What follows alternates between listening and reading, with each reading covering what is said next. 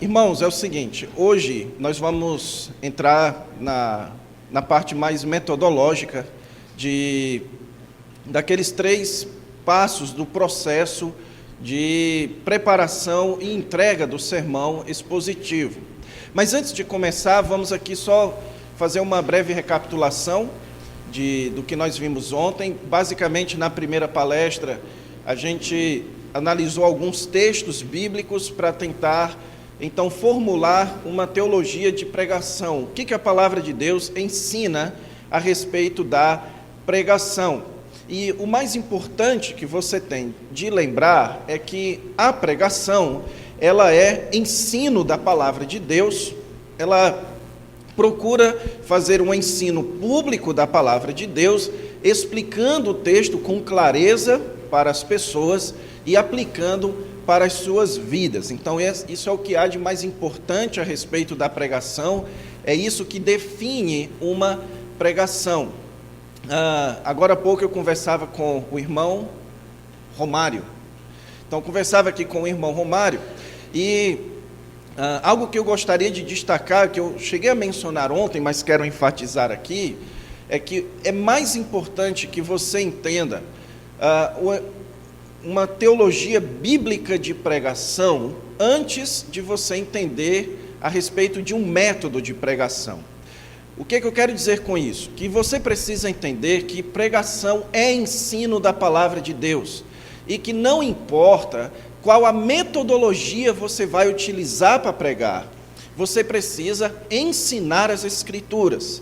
Então, a pregação que é exposição, a pregação expositiva, ela não é necessariamente uma pregação baseada em um texto apenas. A pregação, a definição de pregação expositiva é que as ideias do seu sermão serão as ideias do texto, que os assuntos do seu sermão serão os assuntos do texto. Então, se você vai fazer um sermão temático, e então você vai utilizar vários textos para apoiar um tema, então os assuntos do seu tema, as ideias do seu tema, os pontos do seu tema, que serão oriundos do texto bíblico, eles deverão ser exposições daqueles textos, certo? Agora, digamos que você queira fazer uma abordagem mais parecida com a teologia sistemática. É muito comum os pastores gostarem de fazer isso, pegar um assunto e então ir citando vários textos. Então, cita um texto aqui, depois leva os irmãos para outro texto. Isso em si não é problema. O que você precisa fazer é garantir que as ideias do seu sermão serão oriundas da palavra de Deus, serão oriundas do texto bíblico. Você não vai utilizar o texto bíblico para apoiar as suas ideias. Então você estabelece um esboço, você estabelece ideias que você quer transmitir para a congregação, e então você vai procurar os textos que apoiam as suas ideias.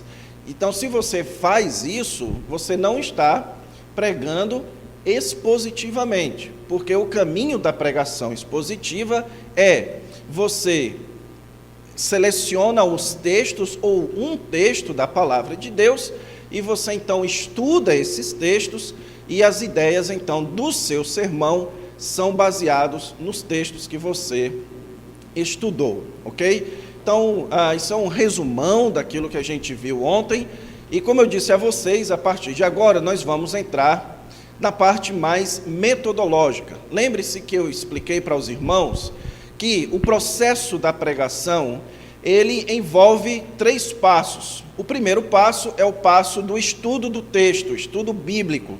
O segundo passo é o passo da estruturação do sermão. E o terceiro passo é o passo da entrega do sermão, a parte da oratória. E hoje eu quero trabalhar com vocês essa parte do estudo bíblico. E antes de começar, só fazer aqui uma ressalva.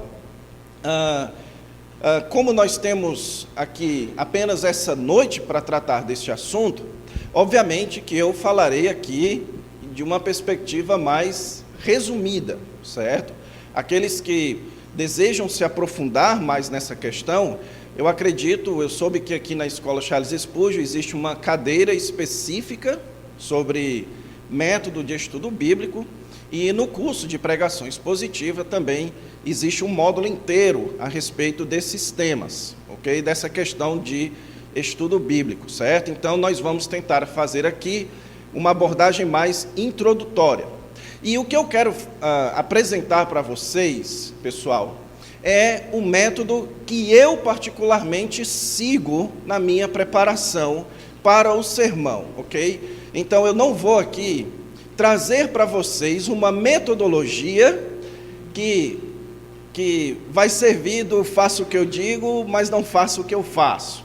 E que é uma metodologia muito bonita, que está lá no papel, que está lá nos manuais, mas que eu mesmo não sigo. Não, eu quero trazer para vocês aquilo que eu tenho feito na prática. E, obviamente, que eu não entendo que se eu estou fazendo isso é o certo, mas que eu posso garantir a vocês que se vocês praticarem esse modelo de estudo da Palavra de Deus, isso vai ajudar consideravelmente vocês. Um método de estudo bíblico, esse que eu vou apresentar para vocês, vai ajudar vocês a ganharem muito tempo na preparação. Com os recursos que nós temos nos dias de hoje, quase que não faz mais tanto sentido aquilo que a gente escuta de alguns pregadores do passado que dizem que gastam 15 horas, 20 horas preparando o sermão. Vocês já ouviram alguém dizendo isso? Que gastam 15, 20 horas. Hoje, nos nossos dias, isso é quase que impossível, porque muitos pastores, hoje em dia, não só têm outros trabalhos durante a semana, mas têm sua família, as igrejas exigem mais dos pastores, e nós precisamos otimizar o nosso tempo. Então, o método que eu sigo e o que eu vou passar para vocês é um método que, para que você domine ele, leva tempo. Mas uma vez dominado o método, você vai deslanchar no seu estudo, na sua preparação para o sermão. Esse método, pessoal, ele começa com o fluxograma. Quem aqui nunca ouviu falar em fluxograma? Levante sua mão. Ok, então existe um certo grupo aqui que nunca ouviu falar em fluxograma. Então, o que é e para que serve um fluxograma? O fluxograma é basicamente uma forma de observar, organizar e interpretar o fluxo do pensamento de um escritor dentro de um parágrafo. Então, na metodologia que eu quero passar para vocês de estudo bíblico, a primeira coisa que você deve fazer quando você quer expor um texto bíblico é você fazer um fluxograma do texto. Por quê? Porque com o fluxograma você vai observar melhor o texto, organizar melhor o texto e interpretar melhor o texto. O fluxograma é uma técnica de estruturação de um texto em que você consegue entender com mais rapidez, com mais facilidade e entender, inclusive, visualmente, como está sendo feito o raciocínio de um escritor em um determinado texto da Palavra de Deus. Para vocês terem ideia, quando você pratica muito o fluxograma, quando você cria o hábito de... A primeira coisa que você faz com o texto é fazer o fluxograma. Depois que você cria o hábito, o resultado disso é que você começa a fazer o fluxograma na sua própria cabeça. Você lê o texto já fazendo o fluxograma dele aqui na sua própria mente, certo? Então, essa é uma forma de você se aproximar do texto, em que você observa, organiza e interpreta o fluxo do pensamento de um escritor. Ao entender o fluxo do raciocínio em um determinado texto, você consegue, então, identificar qual é a ideia central e as ideias secundárias deste texto. Então, esse é o grande benefício de você se habituar a fazer um fluxograma do texto que você deverá pregar. Por quê? Porque o fluxograma, ele vai ajudar você com muito mais facilidade a identificar qual é o assunto daquele texto e quais são as ideias, o que o autor fala sobre aquele assunto. Quando você organiza o fluxo do raciocínio, como é que está funcionando o raciocínio de um determinado escritor, você observa melhor o texto e entende qual é o assunto daquele texto e o que aquele texto está falando sobre este assunto. Por exemplo, então, deixe-me ilustrar isso para vocês. O que é um sermão expositivo? O sermão expositivo é guiado por uma ideia central. O sermão expositivo é um sermão onde o assunto do sermão, a ideia do sermão, é o assunto do texto, ou dos textos, ok? Então, o sermão expositivo é centrado no assunto do texto, mas os pontos de apoio. Então, se você quer pregar de uma forma em que as ideias do seu sermão são as ideias do texto, então isso é um sermão expositivo. A ideia central do seu sermão é a ideia central de um texto. Os pontos de apoio do seu sermão são pontos de apoio no próprio texto. Isso é um sermão expositivo.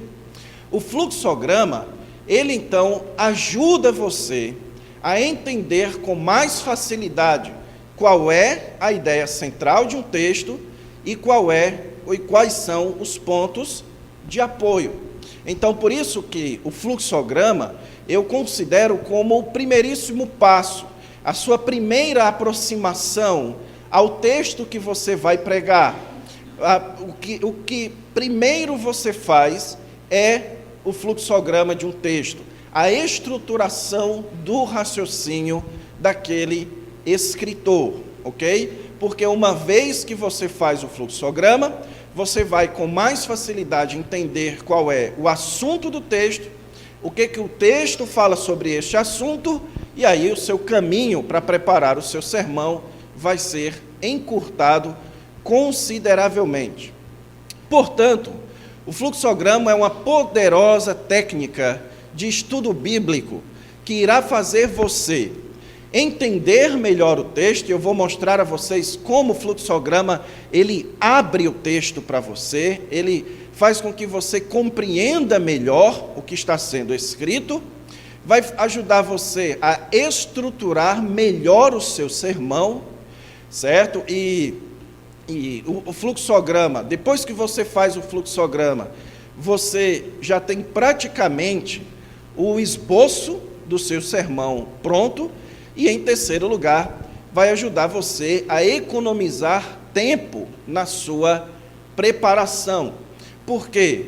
Porque uma vez que você entende melhor o texto, uma vez que você percebe qual é o fluxo do raciocínio do autor, você vai perceber exatamente agora quais são as informações que você precisa estudar. Então, você vai ser mais focado, você vai ganhar muito no seu tempo de preparação. Deixe-me só repetir aqui, pessoal. Para você dominar o fluxograma, leva um pouco de tempo, leva um pouco de prática. Você precisa praticar, você precisa treinar, certo? Mas uma vez que você domina, uma vez que você aprende a fazer o fluxograma, aí você vai ganhar muito tempo na sua preparação. Então aqui eu peço que, por favor, vocês não cedam a um hábito do nosso povo brasileiro, que é nós brasileiros temos a tendência de querer as coisas com o menor esforço possível, certo? Então, se eu perguntar aqui, quantos de vocês já começou a estudar alguma coisa e desistiu, estudou um instrumento e desistiu? Então, eu me lembro quando eu comecei a estudar violão, quando eu fazia seminário, eu queria estudar violão, o professor queria me fazer aqueles dedilhados, eu já queria ir para as músicas. Então, nós brasileiros somos assim, nós queremos as coisas mais rápido possível, com menos esforço possível. E o que acontece é que quanto mais a gente se esforça, mais a gente domina e mais a gente se liberta. Então, o conhecimento, o domínio de uma determinada técnica, ela é libertadora. Então, uma vez, usando o exemplo do violão, uma vez que você domina a técnica do dedilhado, a técnica dos acordes, isso liberta você, porque a sua curva de aprendizado vai aumentar consideravelmente. A mesma coisa é no seu estudo bíblico. Se você domina essa técnica, a técnica do fluxograma, isso vai ser libertador para vocês. Como eu mencionei anteriormente, você vai chegar a um ponto de fazer um fluxograma na sua própria mente. Eu já tive situações em que eu precisei preparar um sermão com muita rapidez. Situações de urgência, situações de emergência. Então, você olha o sermão, você olha um texto, e imediatamente você começa a mentalizar o fluxograma e você ali já tira um esboço, porque você já consegue perceber qual é o assunto daquele texto e o que aquele texto fala sobre este assunto, quais são os pontos daquele texto. Então, isso é libertador. Então, vamos nos esforçar. Aqui você vai ter, então, uma prévia do que é o fluxograma, mas a Escola Charles Spurgeon, no canal do YouTube, tem um curso inteiro de fluxograma inteiramente disponível lá, ok? Então, esse é um dos cursos, na verdade, o único curso, se eu não me engano, o único módulo do curso de pregação que está disponível gratuitamente no YouTube é este módulo de fluxograma, e eu recomendo fortemente que, depois que você aprender aqui um conceito geral de fluxograma, que você então vá lá no YouTube e você se dedique a aprender sobre este assunto. Então, deixe-me dar um exemplo de como funciona um fluxograma. Aqui você tem o texto de Mateus, capítulo 28, versículos 18 a 20. O fluxograma desse texto ficaria basicamente assim. Basicamente, certo? Poderia fazer mais algumas estruturas.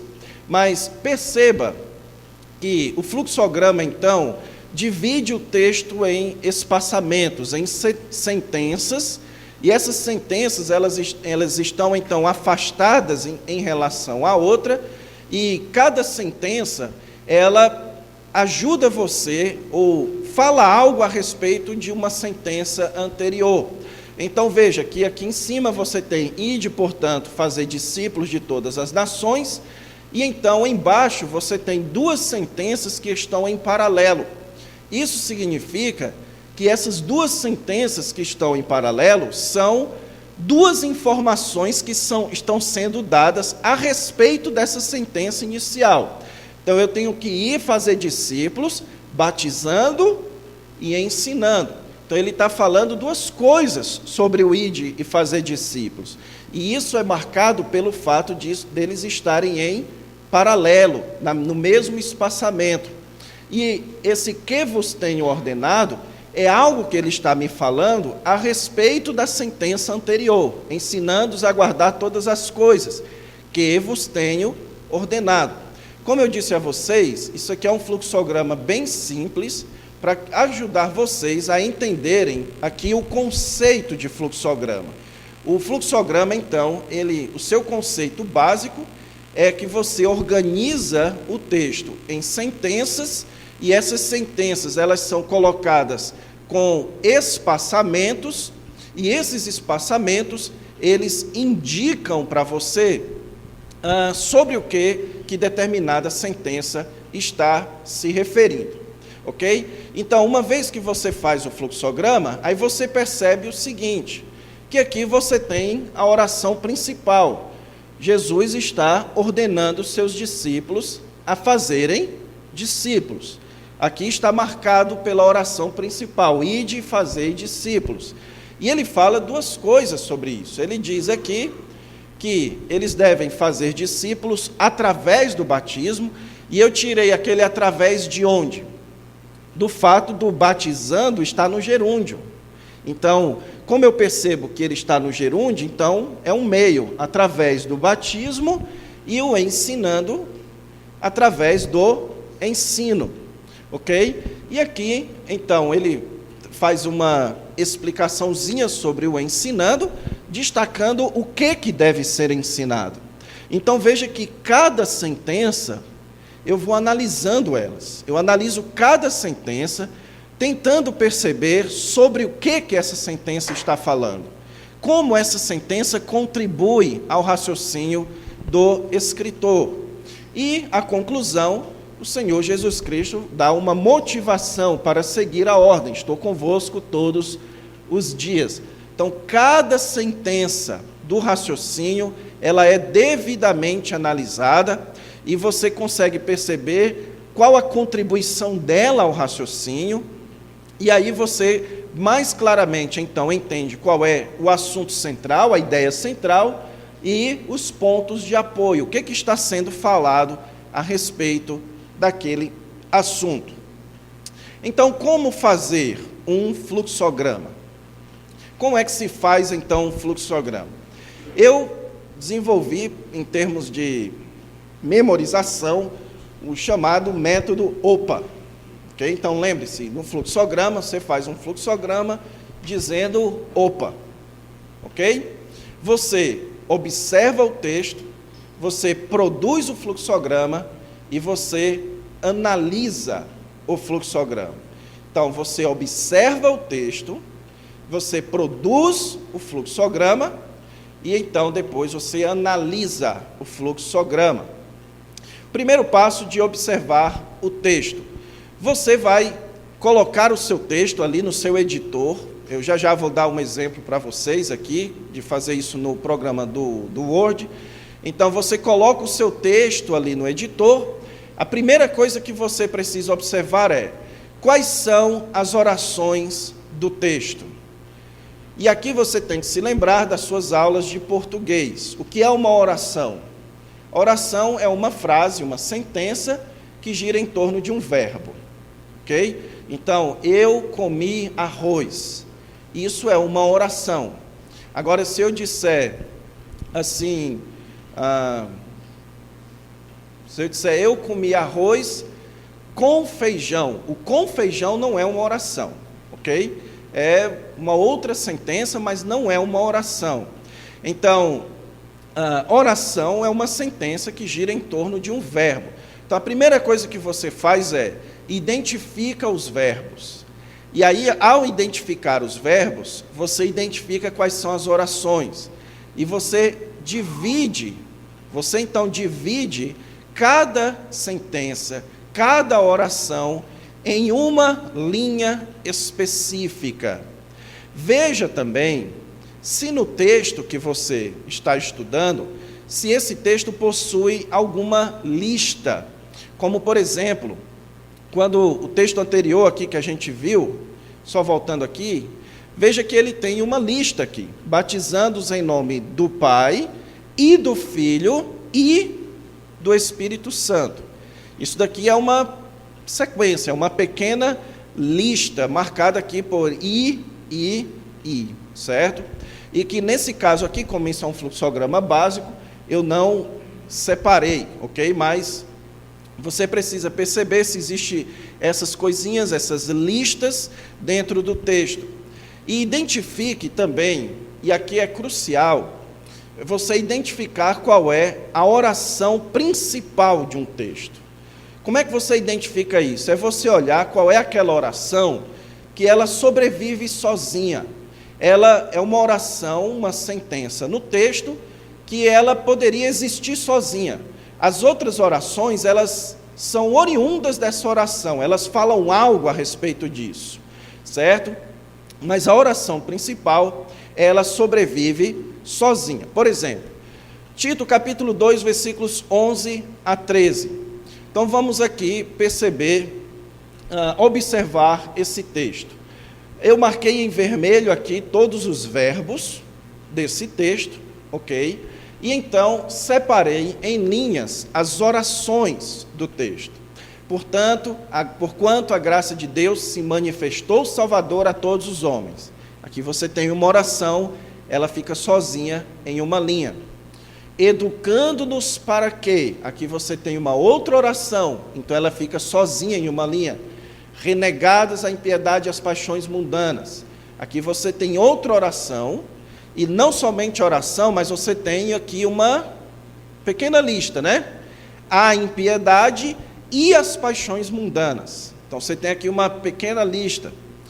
Depois, vivamos no presente século, sensata, justa e piedosamente. Perceberam uma outra pequena lista aqui? Ok. Aguardando a bendita esperança, e aí você tem o verbo que está oculto aqui. Ele está dizendo, aguardando a bendita esperança e aguardando a manifestação da glória do nosso grande Deus e Salvador, Cristo Jesus. Então aqui são as orações desse texto. Eu também marquei aqui em cima qual é a oração principal. A oração principal é: a graça de Deus se manifestou salvadora a todos os homens. Veja bem, digamos que você retirasse do texto todas as sentenças, todas as orações e deixasse só educando-nos para quê? Faria sentido? Não, ela não sobrevive sozinha, ok? Agora, se você deixasse a graça de Deus se manifestou salvador a todos os homens, ponto final, isso faz sentido? Faz. Agora, o escritor, no caso o apóstolo Paulo, ele desenvolve o raciocínio a partir dessa oração, ok? Então, essa oração é a oração base para o raciocínio do parágrafo. Então, todo parágrafo, ele possui um assunto específico. Todo parágrafo gira em torno de um assunto. E você precisa, então, perceber qual é a oração principal, ou as orações principais que existem dentro de um parágrafo. Uma vez que você percebe, então, qual é a oração principal, quais são os verbos, você divide o texto em várias orações aqui colocadas nos seus devidos lugares. Então agora você vai para o segundo passo, que é produza o fluxograma. E para você então organizar, produzir o fluxograma, você precisa lembrar-se das aulas de português que falam de orações coordenadas e orações subordinadas. Para ajudar vocês, oração coordenada são orações que acrescentam informação a outra oração. Então, quando você fala uma oração, uma frase que gira em torno de um verbo, ok? Então você fala uma oração, e você fala outra oração que está acrescentando uma informação, você tem uma oração coordenada. E geralmente essas orações coordenadas são ligadas pelas conjunções e ou mas, ok? Então, eu tenho aqui dois exemplos. O Senhor é o meu pastor e nada me faltará. Quantos verbos tem aqui? Quantos verbos? Vamos identificar o verbo. 2. O Senhor é o meu pastor e nada me faltará. Sendo que tem dois verbos aqui, então você tem duas orações, certo? O Senhor é o meu pastor, você coloca em uma linha, e nada me faltará, você coloca em outra linha. Agora, como essas orações estão se relacionando entre si? Elas estão se relacionando por coordenação. Elas são orações irmãs. Por quê? Porque uma está acrescentando informação à outra. Ela está adicionando. Então, elas estão de mãos dadas. Uma não é mais importante do que a outra. As duas têm o mesmo peso de importância. Se eu dissesse, o Senhor é o meu pastor, ponto final, faria sentido? Faria. E se eu dissesse, nada me faltará, ponto final, faria sentido? Sim. Agora, as duas estão caminhando juntas, elas estão coordenando, cooperando uma com a outra. Sendo assim, certo? Elas precisam no fluxograma estar em paralelo, uma no mesmo espaçamento da outra. Outro exemplo: considerai-vos mortos para o pecado, mas vivos para Deus. Quantos verbos você tem aqui?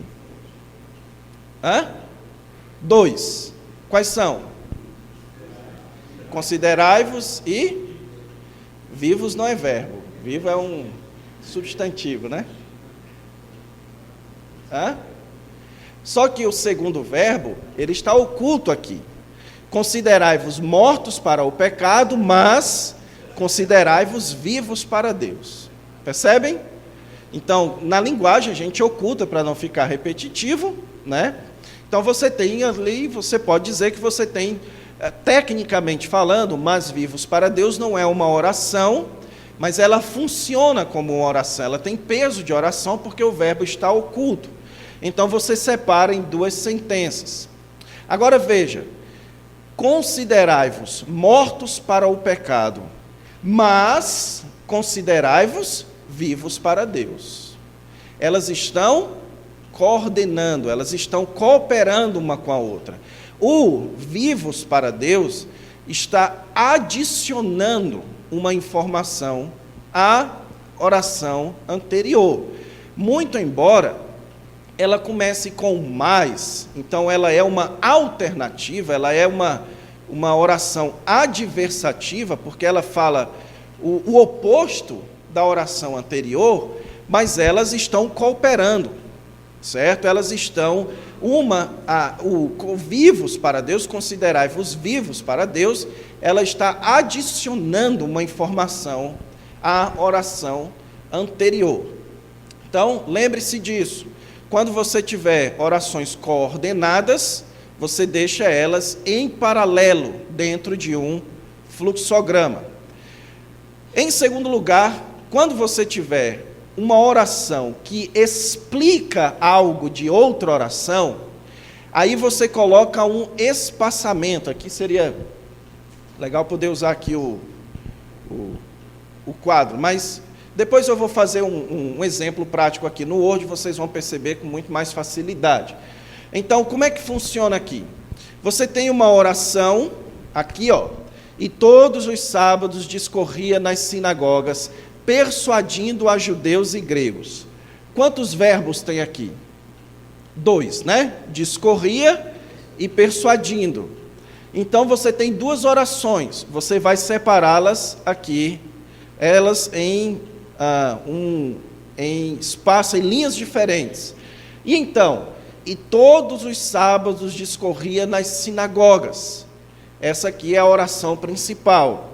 Essa outra oração, persuadindo a judeus e gregos, ela está explicando algo da primeira oração. É como se fosse assim. E todos os sábados discorria nas sinagogas. Fazendo o quê? Ele discorria querendo fazer o quê? Me explique melhor isso. Aí o texto diz, persuadindo a judeus e gregos. Então, essa segunda oração, ela está me explicando algo sobre o discorria da oração anterior. Se ela está me explicando algo daquela oração, então ela ganha um espaçamento em relação à oração que ela está explicando.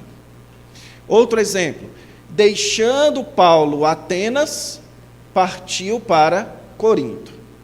Você tem dois verbos, deixando e partiu, você separa essas duas orações em linhas diferentes, e aí você pensa o seguinte, se eu dissesse, deixando Paulo Atenas, ponto final, ela viveria sozinha? Não faz sentido. Deixando Paulo Atenas, ponto final. Essa é uma oração que não faz sentido, porque esse tipo de oração, com um gerúndio, deixando, ela existe para me explicar algo. Então ela não vive sozinha. A oração que vive sozinha aqui é partiu para Corinto. Então, o deixando Paulo Atenas está me explicando algo sobre o partiu para Corinto. Então, qual foi a circunstância em que Paulo partiu para Corinto? Foi depois de deixar Atenas. Então, o deixando Paulo Atenas está me explicando as circunstâncias em que Paulo partiu para Corinto. Se ela está me explicando algo sobre o partiu para Corinto, então ela ganha um espaçamento. Pode ser em cima, pode ser embaixo, não importa a posição em que a frase que está explicando aparece. Ela ganha um espaçamento sobre a oração anterior. Quando houver uma lista, aqui não é uma regra, certo? Mas uma sugestão. Quando houver uma lista, procure deixá-la em paralelo. Essa lista coloque em paralelo. Por exemplo, o fruto do Espírito é amor, alegria, paz. Eu parei por aqui para não ficar muito longo. Então, o fruto do Espírito é amor, alegria, paz. Então, se tiver uma lista, sempre deixe aquela lista em paralelo. Então, voltando para aquele texto de Tito, aguardando a bendita esperança e a manifestação do nosso grande Deus e Salvador. O ideal ali, que eu não fiz isso a título por conta aqui do resumo, o ideal era que você colocasse aguardando a manifestação e embaixo da sentença, da expressão a manifestação, você colocasse em paralelo e aguardando a esperança e a manifestação. Por que fazer isso? Porque você precisa ver, você precisa observar visualmente as listas que estão sendo feitas no texto. Porque se o autor fez uma lista, é porque ele quer que você perceba aquela lista. Então você coloca em paralelo para fazer isso visualmente. Então aqui já tinha um exemplo pronto. Então vamos lá. Porquanto a graça de Deus se manifestou salvadora a todos os homens. Ok? Educando-nos para quê? Este educando, ele está fazendo o quê? Ele está me explicando ou ele está adicionando uma informação sobre outra oração? Ele está me explicando. Ele está me explicando aqui, a graça de Deus se manifestou salvadora a todos os homens, e ela fez o quê? Uma vez que ela se manifesta salvadora, educando-nos. Então, essa oração educando-nos, ela está me explicando algo da oração anterior. Sendo assim, ela ganha um espaçamento. E eu gosto de colocar esses símbolos para marcar aqui a relação, para que fique visual, para que eu consiga ver que educando-nos está me explicando algo dessa oração aqui. Ok? Aí vamos lá. Próxima oração. Renegadas a impiedade e as paixões mundanas.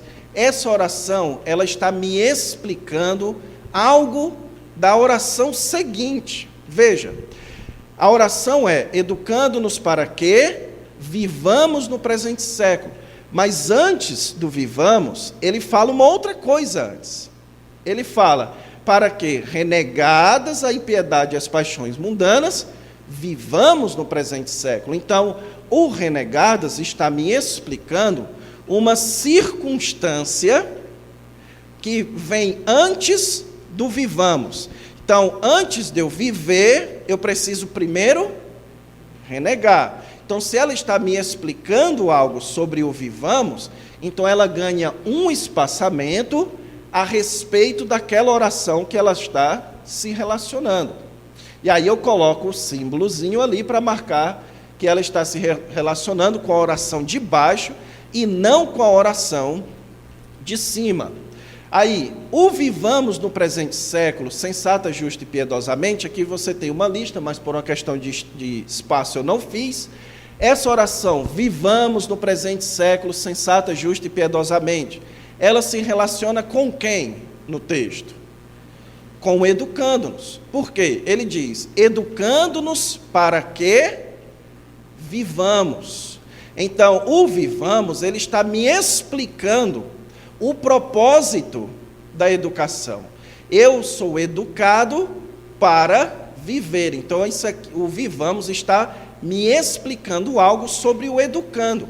Sendo assim, ela ganha um espaçamento em relação ao educando. Perceberam isso? E eu coloco o símbolo para marcar que ela está se relacionando lá com o educando. Aí vamos para baixo. Aguardando a bendita esperança. Essa oração, aguardando a bendita esperança, ela está me explicando algo sobre o quê? Sobre o vivamos.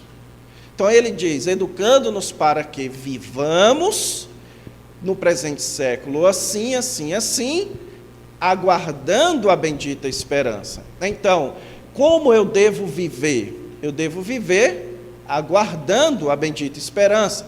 Se ela está se relacionando com o vivamos, então ela ganha um espaçamento. E aí você tem essa pequena lista aqui. Aguardando o quê? Aguardando a bendita esperança e aguardando a manifestação da glória do nosso grande Deus e Salvador Cristo Jesus. Então eu coloquei elas em paralelo e marquei ali com uma barra para mostrar que elas são paralelas. Porque agora visualmente você consegue perceber que eu devo aguardar o quê? A bendita esperança e a manifestação da glória do nosso grande Deus e Salvador, Cristo Jesus. Então aqui você tem o fluxograma pronto. Aqui você produziu o fluxograma. E aí agora você vai para o terceiro passo. Então você já fez o O, você já fez o P, agora você vai para o A. Para fechar aqui o OPA.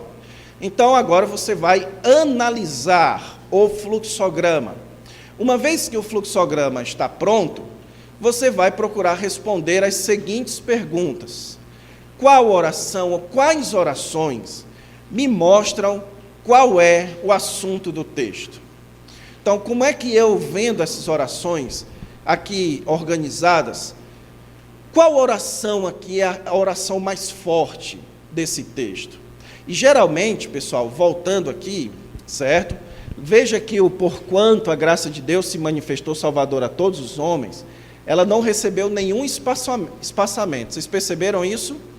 Então, geralmente, a oração principal, ela sempre fica quietinha no canto dela. Ela não se movimenta, certo? E geralmente a oração principal é a oração mais forte de um parágrafo. Então, você vai procurar ver se a oração principal ou outras orações, quais orações estão aqui me exibindo o assunto do texto, a ideia central desse texto. E também você vai tentar responder quais orações exibem aqui o que o texto está falando sobre este assunto. E como eu posso organizar isso em um esboço? Como isso daqui pode ser organizado? Como essas ideias que eu estou encontrando podem ser organizadas em um esboço? Então vamos lá, vamos analisar o fluxograma, certo? Então, ao observar aqui, e aqui eu estou entregando pronto, já a gente vai fazer um exemplo que vai ajudar você, a gente vai analisar juntos. Porquanto a graça de Deus se manifestou salvador a todos os homens, claramente a oração que fala o assunto do texto. O texto está falando sobre a graça de Deus que se manifestou salvadora a todos os homens. Só que existe uma outra oração que está me explicando aqui, que essa graça de Deus se manifestou salvadora, gerando um efeito em nós, que é educando-nos. Então parece que é este assunto que o apóstolo Paulo está tratando aqui, sobre o efeito educador da graça de Deus. Nós recebemos a graça de Deus e ela nos educa. Então esse é o assunto central, é a ideia central do texto, o efeito educador da graça de Deus. Agora, o que ele fala sobre esse assunto? Você vai sentença por sentença. Esse renegados à impiedade e às paixões mundanas, ela está me falando aqui que eu preciso renegar o pecado. Vivamos no presente século, me fala aqui que eu preciso viver de uma forma específica também. E aguardando aqui me aponta para o futuro. E você consegue perceber, o renegadas fala do passado. Eu coloquei pecado aqui, mas corrijam aí, certo? Nos prints, nas fotos que vocês estão tirando, você corrige aí que na verdade é renegar o passado, ok? Então, renegadas está falando do passado, você percebe isso. Vivamos no presente, fala do presente. E o aguardando fala do futuro. Então você vê que tem 3 sentenças, uma falando do passado, uma falando do presente e outra falando do futuro. Quando você organiza e você vai sentença por sentença, você observa melhor esse tipo de elemento dentro do texto. Aí você observa aqui os verbos, renegar. Então eu devo renegar o passado. Vivamos de uma nova forma, então eu preciso viver de uma maneira diferente, aguardando a esperança. Então você tem aqui uma ideia de espera para o futuro, de esperança para o futuro. Então você produz o fluxograma e você vai sentença por sentença, vendo a contribuição que aquela sentença faz para o texto. E aí você organiza então isso em um esboço. Esboço de graça aí para a sua pregação de domingo, certo? A graça de Deus possui um efeito educador sobre nós. Ponto 1, ela nos faz renegar o nosso passado. Ponto 2, ela nos faz ter uma nova vida no presente. E ponto 3, ela nos faz ter esperança no futuro. Então isso daqui tudo foi retirado só com o fluxograma. Eu não estudei aqui o contexto histórico, o contexto imediato, eu não estudei ainda as palavras, as gramáticas, eu não estudei nada disso. Eu estou lendo o texto como se eu fosse um leitor do apóstolo Paulo, aquele é a pessoa para quem Paulo escreveu. Certo? Então, quando o primeiro leitor lá da carta de Tito, quando Tito recebeu a carta de Paulo, a primeira coisa que ele fez quando ele recebeu não foi fazer um estudo gramatical, um estudo histórico, não. A primeira coisa é entender o raciocínio. Então, o que é que ele está me falando aqui? Certo? Então, esse é o primeiro passo. Entenda qual é o raciocínio do autor. Ok? Então, pessoal, eu vou agora fazer um exemplo aqui com vocês. Deixe-me tirar aqui, eu vou abrir agora o Word.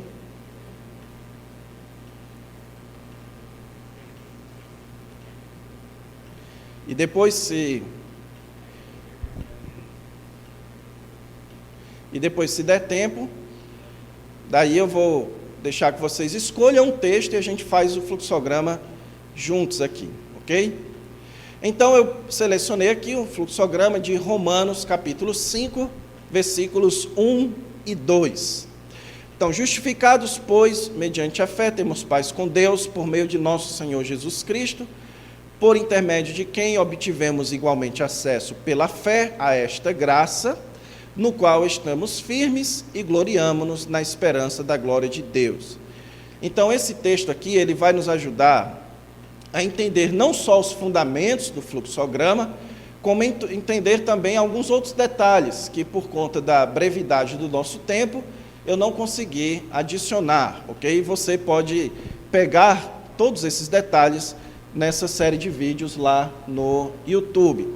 Então, justificados, pois, mediante a fé. Você tem um verbo aqui, né? Então, vamos marcar aqui que os justificados aqui, essa palavra justificados é um verbo. Nós fomos justificados mediante a fé, temos paz com Deus. Aqui você tem outro verbo. E, por meio de nosso Senhor Jesus Cristo, não é uma oração, porque você não tem aqui um verbo, mas ela tem peso de oração. nós temos paz com Deus e nós temos isso por meio de nosso Senhor Jesus Cristo. Então essa é uma sentença que ela tem um peso, ela está me explicando algo. Por isso o ideal é que eu coloque ela em uma linha sozinha. Por intermédio de quem obtivemos, então veja aqui o verbo obtivemos igualmente acesso. E aí ele fala, acesso, nós obtivemos acesso pela fé a esta graça. Veja que eu coloquei o pela fé e a esta graça como sendo duas sentenças isoladas em uma linha só. Por quê? Porque elas são sentenças importantes. Então o apóstolo Paulo está querendo destacar aqui que nós tivemos acesso pela fé a esta graça. Fé e graça, que são duas coisas que Paulo gosta de colocar juntas, certo? Então, por isso eu decidi, você pode fazer isso no seu fluxograma, você pode decidir colocar algumas coisas por questão de ênfase em uma sentença, em uma linha separada, porque isso vai ajudar você depois, vocês vão ver. Nós obtivemos igualmente acesso pela fé a esta graça, na qual estamos firmes. Aqui você tem um outro verbo, por isso ela é uma oração, ela fica sozinha aqui nessa linha, e gloriamo-nos. Aqui você tem uma outra oração, e por isso ela fica sozinha em outra linha. Então aqui eu consegui identificar os verbos, separei as orações e as sentenças nas suas devidas linhas. Agora então eu vou começar a produzir o fluxograma, ok? Então, justificados, pois, mediante a fé, temos paz com Deus. Então, essa oração aqui, temos paz com Deus, ela se relaciona com quem? Ela está me explicando um resultado dos justificados, percebem? Justificados, pois, mediante a fé, o que acontece? Nós temos paz com Deus. Se ela está me explicando algo daquela oração, justificados, pois, mediante a fé, então eu aperto a tecla Tab e ela ganha um espaçamento. Eu vou aumentar aqui, porque por conta do número do versículo, o espaçamento não ficou tão destacado, certo? Então, justificados, pois, mediante a fé, ele me explica agora o resultado. Temos paz com Deus. Agora vamos para a próxima. Essa por meio do nosso Senhor Jesus Cristo. Ela está se relacionando com quem? Ela está me falando sobre o quê? Temos paz com Deus por meio de nosso Senhor Jesus Cristo. Ele está me explicando aqui, certo? O meio pelo qual eu tenho paz com Deus. Então, temos paz com Deus por meio de nosso Senhor Jesus Cristo. Veja que isso aqui não é uma oração, certo? Isso daqui é algo que o apóstolo Paulo coloca para explicar algo sobre essa paz com Deus. Se ela está se relacionando com a oração temos paz com Deus, então ela ganha um espaçamento sobre ela. Então, temos paz com Deus, como? Por meio de quem? Por meio de nosso Senhor Jesus Cristo. Agora vamos para a próxima oração. Por intermédio de quem obtivemos igualmente acesso. Ele está falando sobre o que aqui? Sobre Jesus Cristo. Então, se você for nas cartas paulinas, você vai ver que o apóstolo Paulo tem um pensamento muito encadeado. Ele fala uma coisa e fala outra, certo? Isso é muito comum. Pega Efésios capítulo 1 e vá fazer um fluxograma de Efésios capítulo 1 e você vai ver que seu fluxograma vai ficar assim, ó. Porque ele fala uma coisa e vai explicando uma coisa, explicando a outra. Então, esse por intermédio de quem está me falando de Jesus, não é? Então, se ele está me explicando algo sobre Jesus, ele diz, por meio de nosso Senhor Jesus Cristo, por intermédio de quem nós obtivemos igualmente acesso. Então, ele está me explicando uma outra coisa que Jesus fez por nós, por intermédio de quem nós obtivemos igualmente acesso. Aí, esse pela fé, está me explicando algo sobre o quê? Se você pudesse escolher uma palavra dessa oração, por intermédio de quem obtivemos igualmente acesso, essa expressão aqui, pela fé, ela está me explicando algo sobre que palavra na oração anterior? Acesso, ok? Acesso, nós obtivemos acesso pela fé. Se é pela fé, e se essa expressãozinha pela fé está me explicando algo da oração anterior, o que é que eu faço com ela? Ela ganha um espaçamento em relação à oração anterior, ok? E esse a esta graça está me explicando algo sobre o quê? Sobre acesso também. Perceberam? Se pela fé e a esta graça estão juntas, me explicando algo dessa oração por intermédio de quem obtivemos acesso pela fé, então elas ganham o mesmo espaçamento, elas vão ficar em paralelo. Porque as duas estão falando duas coisinhas distintas, mas sobre a mesma oração. E aí agora vamos para a próxima. Na qual estamos firmes. Está me explicando algo sobre o quê? Sobre graça. Nós temos acesso a esta graça e ele está me explicando que nesta graça eu estou firme. Então ela ganha um espaçamento em relação a esta graça. Agora vamos para essa daqui é um pouquinho mais difícil.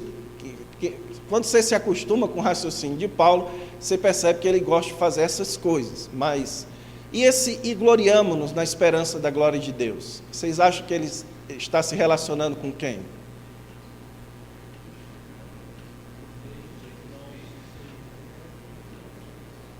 Veja que essa oração, ela começa com a conjunção e, né? Então, se ela começa com e gloriamo-nos na esperança da glória de Deus, então ela está me adicionando uma informação. Se ela está me adicionando uma informação, ela é coordenada. Agora, ela é coordenada com quem? Eu acredito que é com o temos paz com Deus. Justificados, pois, mediante a fé, temos paz com Deus e gloriamo-nos na esperança da glória de Deus. Para facilitar o fluxograma em termos visuais, o que é que você faz? Você vem bem aqui em cima, no inserir, aí você vai aqui em formas, aí você pode pegar aqui, por exemplo, essa barrinha, e você faz assim, ó. E aí você consegue agora perceber visualmente que o temos paz com Deus e o gloriamo-nos na esperança da glória de Deus estão em paralelo, não é? Você pode também fazer uma barra aqui no pela fé a esta graça, também ficaria legal. Você faz aqui um Ctrl+C, Ctrl+V, vem aqui, traz a barra, diminui o tamanho. Se você é como eu que tem preguiça de ir lá em cima, faz só o Ctrl+C, Ctrl+V, pronto. Então marca aqui, ó, pela fé a esta graça. Vocês vão ver como isso daqui vai ajudar posteriormente, certo? Se você quiser também, você pode inserir as famosas setinhas. Você pode colocar uma setinha aqui apontando para cima, uma setinha aqui apontando para cima, uma setinha aqui apontando para cima. Só que como é um texto pequeno, você não precisa tanto disso. Na verdade, isso é ideal em textos onde você tem mais orações que estão ali entrelaçadas para você marcar, ok? Então, temos o fluxograma aqui, não temos? Agora vamos analisar o fluxograma. Já fizemos o O, já fizemos o P, e agora vamos fazer o A. Qual oração você acha que é a oração principal desse texto? Aqui exprime qual é o assunto que vai ser tratado aqui. Justificados, pois, mediante a fé. Certo? Então, quando você olha essa oração, justificados, pois, mediante a fé, aí você olha quais são as orações que estão relacionadas com ela. Quais são as orações que estão relacionadas diretamente com ela? Temos paz com Deus e gloriamos na esperança, não é? Então, parece aqui que o assunto desse texto é, o apóstolo Paulo está falando aqui dos resultados da justificação. Porque ele não fala justificados, pois, mediante a fé, temos paz com Deus e gloriamo-nos na esperança. Então parece que o apóstolo Paulo, o assunto desse texto, são os benefícios da justificação, ou privilégios da justificação, ou os resultados da justificação, as bênçãos da justificação, e aí você vai utilizar o termo que você preferir enquanto pregador, certo? Então, justificados, pois, mediante a fé, temos paz com Deus e gloriamos, o assunto, então, é esse. Aí você vem aqui embaixo, você pode ir aqui embaixo e escrever assunto ou ideia central, os benefícios da justificação mediante a fé. Agora, o que o texto fala sobre este assunto? Vamos aqui sentença por sentença. Temos paz com Deus. Ele está me falando o que sobre este assunto? Que o primeiro resultado, um resultado da justificação é que eu tenho paz com Deus, certo? E aí você vai depois, na próxima aula a gente vai entrar nisso, agora o seu papel vai ser estudar o que é que significa ter paz com Deus, certo? Mas aqui você só percebeu que o assunto central é os benefícios da justificação. Então, em primeiro lugar, o primeiro benefício é eu tenho paz com Deus. Aí, essa segunda sentença aqui, por meio de nosso Senhor Jesus Cristo, ela está me explicando o quê? O meio pelo qual eu tenho paz com Deus. Então, no seu sermão, esse por meio do nosso Senhor Jesus Cristo, vai fazer parte do ponto temos paz com Deus, porque ele está me explicando algo desse ponto, não é? Então, por intermédio de... Então, aqui você pode inclusive colocar, você tem toda a liberdade, ó. Temos paz com Deus, aí você vem aqui e escreve primeiro benefício, por meio de nosso Senhor Jesus Cristo, o meio pelo qual eu adquiro esse benefício, por meio de quem obtivemos igualmente acesso. Então aqui ele repete, certo? O meio, novamente, né? Por meio de quem ele faz aqui uma ênfase, o apóstolo Paulo é cheio dessas coisas, dessas redundâncias. Aí por que ele faz isso? Porque ele quer destacar agora como nós temos acesso a isso, como nós temos a paz com Deus, como nós recebemos essa bênção da paz com Deus. Primeiro é pela fé, certo? Então, nós temos igualmente acesso pela fé a esta graça. Então, que graça é essa que ele está falando? A graça de ter paz com Deus. Vejam como fica mais fácil você perceber. Se você não faz o fluxograma, você vai ficar assim, essa graça aqui é qual? É a justificação? É o acesso? É Jesus? É a graça? Não, aqui ele está fazendo como é que a gente chama? Um desvio no seu raciocínio, um parênteses. Ele poderia só ter dito assim: justificados, pois, mediante a fé, temos paz com Deus e gloriamos na esperança. Ele não poderia ter dito, mas ele quer trabalhar o temos paz com Deus. Então ele diz, nós temos paz com Deus, enfatiza o meio, é por meio de Jesus Cristo, ele enfatiza também que é por meio da fé, e que essa paz com Deus é uma graça que nós recebemos.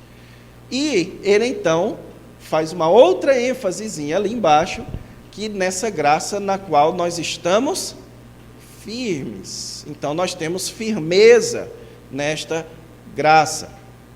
E por fim, e gloriamo-nos na esperança, você tem aqui o benefício 2. Aí você termina e vai fazer o esboço do seu sermão de domingo, dizendo o seguinte: irmãos, hoje eu quero pregar sobre os benefícios de ser justificado. Aqueles que foram justificados mediante a fé são abençoados por Deus. Mas quais são os benefícios daqueles que foram justificados pela fé? Eu hoje gostaria de falar para vocês 2 benefícios da justificação pela fé. Em primeiro lugar, tá vendo? Já estou dando uma prévia de homilética aqui para vocês. Em primeiro lugar, primeiro benefício da justificação pela fé é a paz com Deus. Aí você vai estudar para que você ensine para as pessoas o que é ter paz com Deus. E em segundo lugar, nós também temos esperança da glória de Deus. Pronto, aí você tem o seu sermão. Certo?